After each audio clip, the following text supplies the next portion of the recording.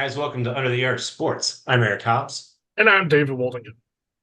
And today we want to talk about the St. Louis Cardinals, specifically how it looks like they're coming back down to earth and the hot streak is over.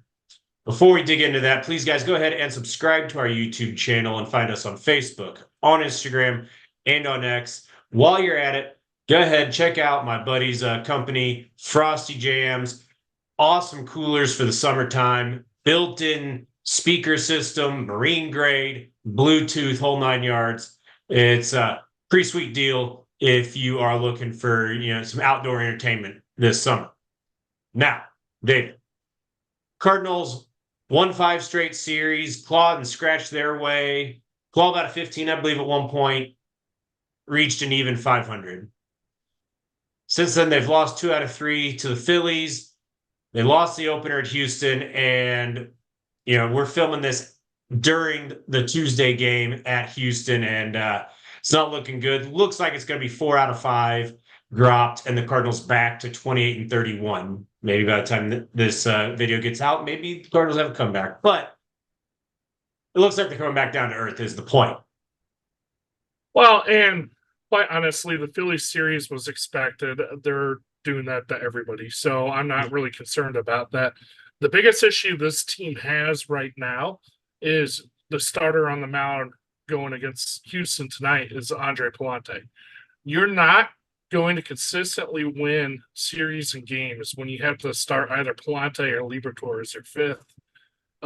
With Steven Matz gone, the Cardinals really find themselves in trouble in that sense. Also, with the other injuries ravaging the bullpen, you have 3 go-to guys that you can really trust, and everyone else is just up in the air. So when you have to get a 7, 8, 9 almost every game because the games are 1 or 2 runs, you're going to burn those guys out. Like Romero gave up the game last night. Part of that was he's gassed. He's not as sharp as he could be because he's in there every single game. Yeah, this is a byproduct of that 5th spot. Pallante and Matz, or Liberatore, rather. One of them two is going to be your starter every 5th day. Steven Matz has enough of a track record of just being broken. I don't expect him back at all this season, frankly. I don't. And even if he does come back, his last 3-4 starts before he got hurt, he was an absolute disaster. So it's not like you're expecting to be better if Matz does come back. So this spot in the rotation is just kind of throwing something against the wall and hoping it sticks. Frankly, I think Pallante's first start, 6 shutout innings, was about the worst thing that could happen big picture for the Cardinals, because the front office is one to look for a reason to pat itself on the back. They stick Pallante out there, and he does well one time on accident. And see, we're good. Oh, yeah, our guy got it. We don't need to do anything. And the reality is that was an accident. Well, what's happening as we're filming this, that's what's going to happen 9 times out of 10. Pallante takes the mound. Well, and I've been done with him. Last year, I remember in a video saying I didn't think it was a major league pitcher. What you're saying with Pallante is the same thing with Liberatore. He had a couple of really good games. They kind of tried to stick with him, and he's just not been consistent. He's been a better bullpen guy than he has a starter. And the biggest issue right now is the Cardinals just do not have a 5th starter ready, even in the minor league, to call it. There's just nobody to fill the spot. Yeah, whether it's injury or just ineptitude. The Cardinals made 400 trades at the offseason to get a bunch of pitchers. Well, guess what? It's the 3 offseason signings that are carrying this team pitching-wise. Well, and those pitchers that they all got were all pitchers who weren't ready. They're still developing in the minor leagues, so you're not going to call them up early to mess up that development because, quite honestly, they're not ready. Yeah. Now, all of this, and we're not even talking about the fact that the Cardinals are currently being carried offensively by Nolan Gorman and Alec Burleson and no one else. I would argue maybe Mason Wynn too. Point is, he's getting on base. He's not producing runs. No, but he's getting things Yeah, going though. my point. Nolan Arenado, Paul Goldschmidt. Goldie's gotten better. Yes. At the same time, these are guys that you planned on being cornerstone type guys. Arenado struggles are well documented at this point. Goldie, he's in his age 36 season. It to a certain extent, he's on the decline. What are you going to do? But honestly, my thought on this, and I don't know how many others might think this, especially if the Cardinals continue to stay well below 500, with Goldie getting better with the bat, maybe you look at trading him for a fifth starter or something like that I that wouldn't you be could have upset. for a couple of years. I mean, and it's not knocking Goldie. It's just why would you keep someone on this team who's declining when you can get something out of him that might last a couple of years and fill a hole that you desperately need? Yeah. No, I wouldn't argue that at all. For the right person, absolutely. And you have to see who the contenders are come mid-July and so forth. But I have no problem with that in theory. Now, Ah, the biggest problem of all, though, Eric, and I'll say this right now, is the Cardinals are in the last wild card spot. So, yep, what exactly will the front office do? Because they're going to be not sitting there, a thing. yeah, they're going to be sitting there patting their backs like, "Oh, look at us, we're in the playoff spot, whatever," and Yeah, it's never just a mind the fact joke. you're under 500 and just benefiting from the entire league being trash and having one or two teams running roughshod over everybody. You know, and playoff team. We went from last place to playoff team. We are so much better. Great job, us. And no, that will absolutely happen.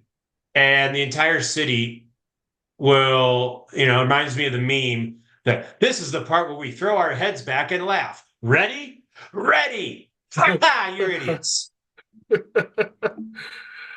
No, uh, it's something that is so predictable and yet so stupid.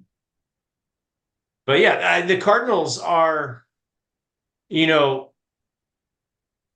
I mean, yes, it's a rough stretch right now. There's a part of me that thinks 80 and 82 that I predicted, and you were one game worse, 79 83, might be generous by the end of the season. That's where I'm well, at with this team. and I want to say this: there's so many mediocre teams in Yes. the central, or not central division, but in the NL in general.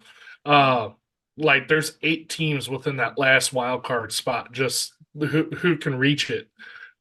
Just to put it in perspective, I think this team is what you're seeing it is. They're going to go on these streaks where they'll win 12 and then lose 12, win 12 and lose 12. Are they going to finish 500? They have a shot just because everyone else is just as trash.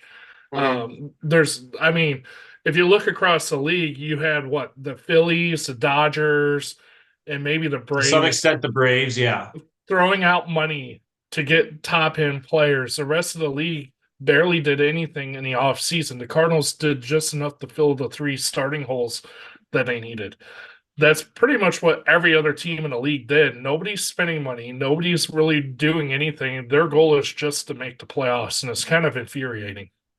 Yeah. I think you just hit the nail on the head, and it's something I really hadn't considered. I think a lot, honestly, it feels like a lot of front offices are taking the Cardinals approach and viewing the Cardinals as role models. Do just enough to make the playoffs to where you have something to point to, and then call it good. And I think that's why the Phillies, Dodgers, and Braves have separated themselves from everybody else because they're actually trying to win something instead of the other front offices, including the Cardinals, that are trying to appease the fan base instead of win. Well, and if you look at their roster construction, those 3 teams are quite honestly contenders. Everyone Yeah. else, eh. Like No, it's basically the same team across the board after that. yeah, So no. If you gave me those three teams and I gave you the rest of the National League, I would feel very good about winning in terms of who's going to win the pennant, right? Right. So as it relates to the Cardinals, it makes it a little more frustrating in that it appears to be the trend to do just enough, meaning they wouldn't need to do that much to really have themselves in a position to win the NL Central.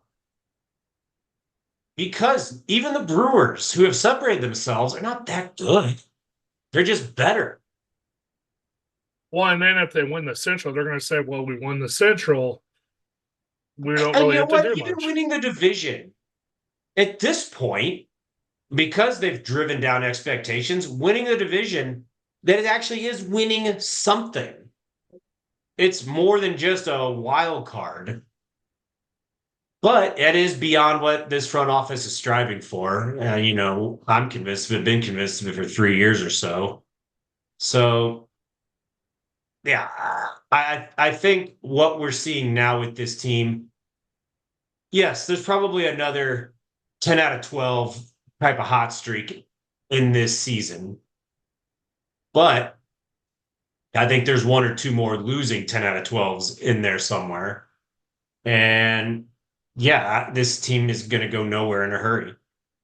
What? They'll be in contention for the wild card, maybe even get it because everyone else is so bad. But this team is not a contender for anything.